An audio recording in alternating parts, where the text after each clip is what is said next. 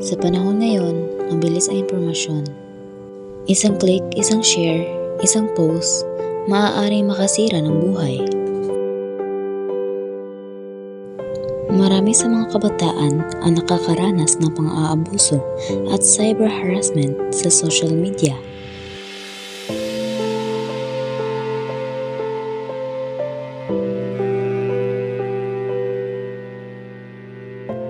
Kung mahal mo ko, dala mo ko ng picture. Ako lang din naman nakakita.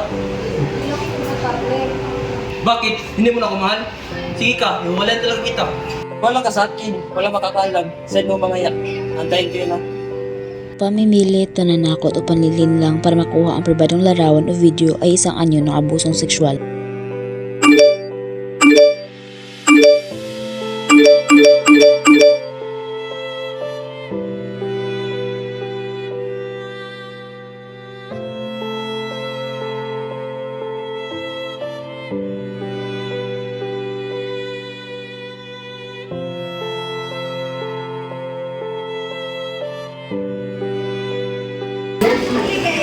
Nakita niyo ba ito?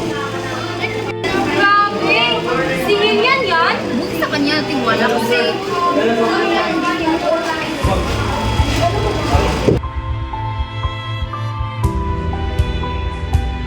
Salamat po ito. Ano nangyari sa akin? Hindi mo kasalanan. Ang pang-abusong sexual ay hindi man kailanman naging kasalanan ng biktima. Sa susunod, huwag kang padala sa ganyan hilin ha. Andito lang ako. Ang pag-share ng skandalo ay pagkakaisa sa pang-aabos.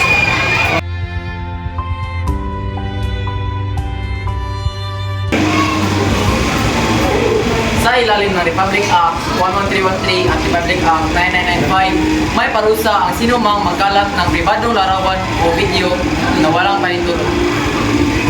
Ang isang manifestasyon ay maaaring magdulot ng habang buhay na trauma. Pananahimik ay hindi solusyon.